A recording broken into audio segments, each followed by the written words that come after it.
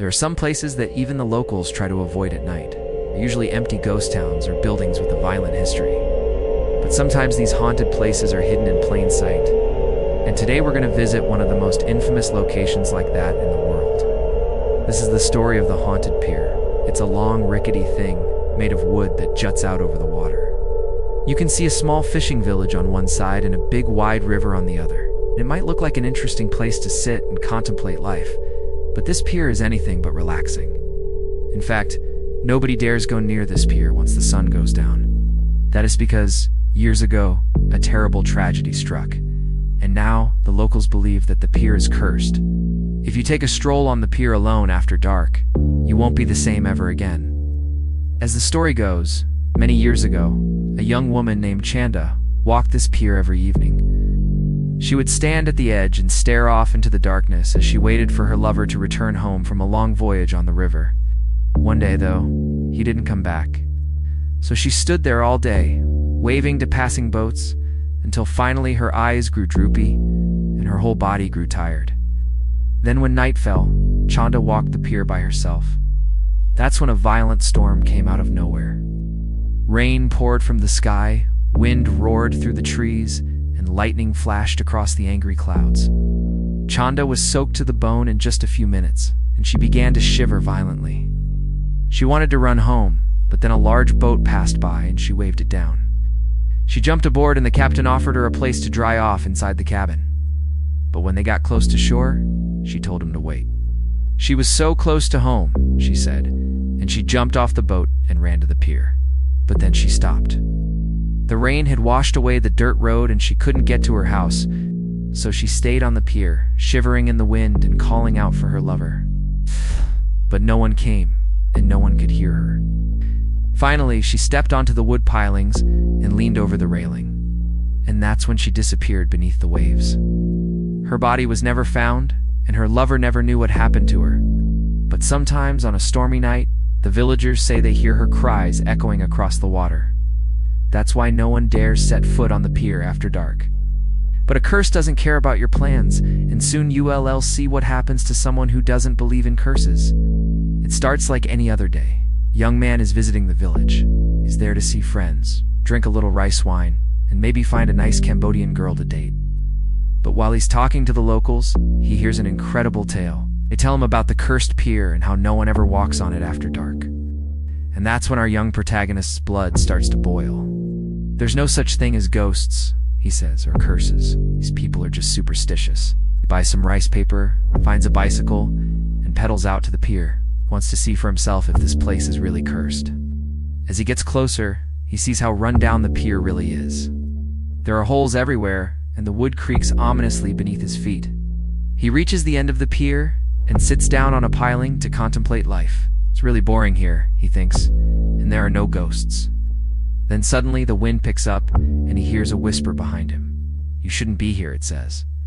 He turns around but sees nothing. It's probably just the wind, he says, and goes back to contemplating life. But then he feels something cold grab his shoulder.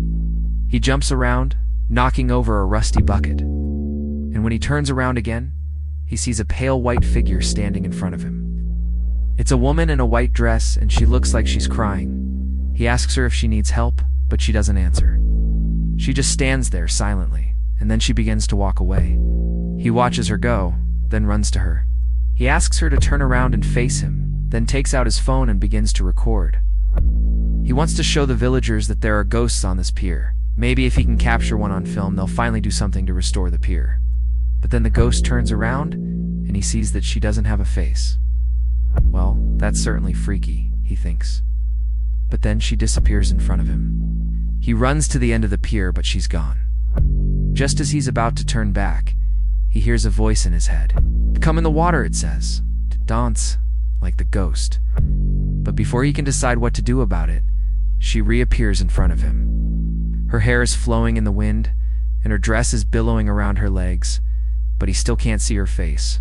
She beckons with a finger for him to follow her, and he agrees. He's been filming this whole time, and as he follows her, he realizes that the camera isn't recording anymore. He tries to turn it back on, but it's dead.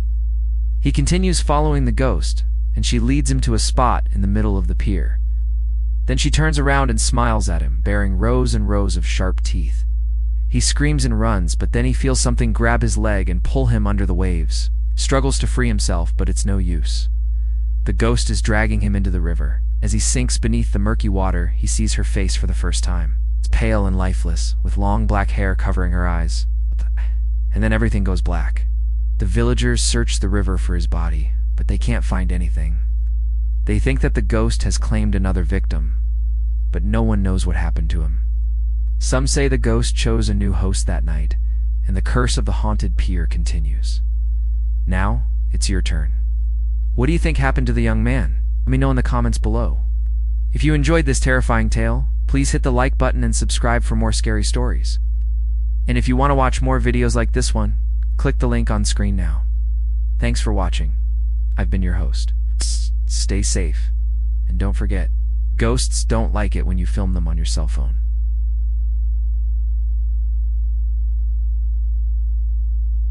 Welcome back, everybody. Today I'm going to share with you the story of the woman who waits for justice. This terrifying tale comes from a small village in Cambodia. And before I begin, I just want to remind you to subscribe. It really helps my channel out a lot. Okay, let's begin. And if you think this story is scary, then be sure to watch the One Most Scary Ghost Story. She didn't die by accident. 2. The story begins in a small Cambodian village that was surrounded by tall grass and rice fields. And in the middle of all that, green was a small wooden house. These days, the home looks abandoned, but many years ago, it was rented out to a young woman named Sanya. She moved into the home with her 2 children, and it seemed as though she was very happy there. But sadly, she wouldn't stay there for long. One day, Sanya disappeared. Her children were playing outside when their mother went inside to make lunch. They waited and waited for her to come out, but she never did. So they went inside to look for her. That's when they found a note on the table. Their mother had vanished. She left behind her cell phone and other belongings. On top of that, she would have never left her kids behind. Police came to the scene, but they couldn't find any clues. There were no signs of a struggle. They asked her children if anyone would want to hurt their mother, but they said no. She was a kind woman and didn't have any enemies. Police believed that she took her own life, but her family knew in their hearts that she was murdered. It seems that the only person who could have killed her was her ex-boyfriend. He was the last one to see her alive. But when police questioned him, he told them that they were just arguing over the phone, and that he had no idea what happened to her. No one was ever charged, and the case went cold. Now, every once in a while, new families would try to rent the house. That's because every single night they would hear crying. It sounded like a woman in distress. At first they thought it was just an animal, but then things started to escalate. One night, tenants were sitting inside the living room when they heard chains dragging metal moans. Then they saw the shadow of a woman dragging herself closer and closer. Then she disappeared. Another time, a woman in white was seen sitting near the well. When a man walked by, she turned around and stared at him. Her face was pale, and she had a sad expression. He quickly looked away because he couldn't bear to see her face. Then she vanished. And when she did, he asked her, "What happened here?" She whispered back, "Help me, tell them I didn't do this to myself." Then she disappeared. He told police what the ghost said, but they didn't seem to care. Said the ghosts don't talk, and there was nothing they could do. 5. Then one day a monk came to the village. People said that he could speak to ghosts, and he agreed to visit the home. After talking to the spirit, he told the villagers, "This spirit is not angry. She's waiting for someone to tell her story." He also told them that she was innocent and did not commit suicide.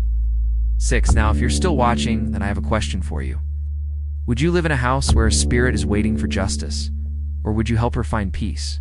Let me know your thoughts in the comments down below. As for the ghost, she is still there waiting for someone to tell her story.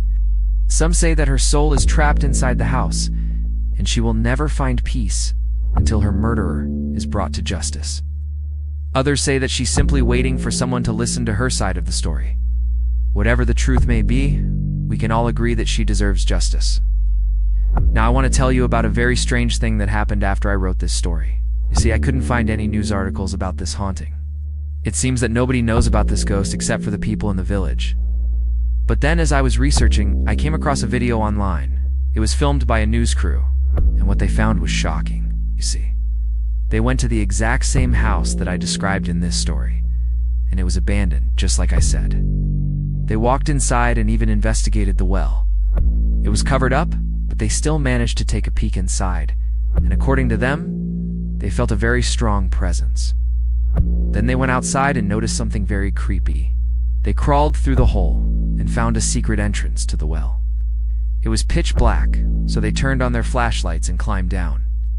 When they shined their lights on the walls, they saw some strange symbols. They weren't religious icons or anything like that.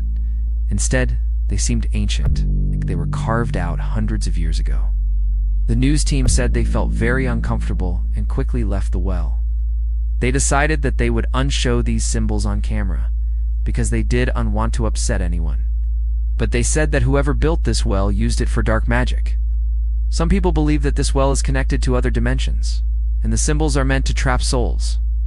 Now this part doesn't have anything to do with the story, but after the news crew left, a group of teenagers came to the well. They wanted to prove that ghosts weren't real. When they peered inside the dark hole, one of them screamed and fell backwards. His flashlight flew out of his hands and shattered on the ground. He looked pale and clammy and ran out of there as fast as he could. The others stood there in shock for a few seconds. Then they fled. But there's one thing that I don't understand. According to Google Maps, this well should be in the middle of a rice field. It shouldn't be anywhere near a house. To this day, no one knows where the house is or where the well is.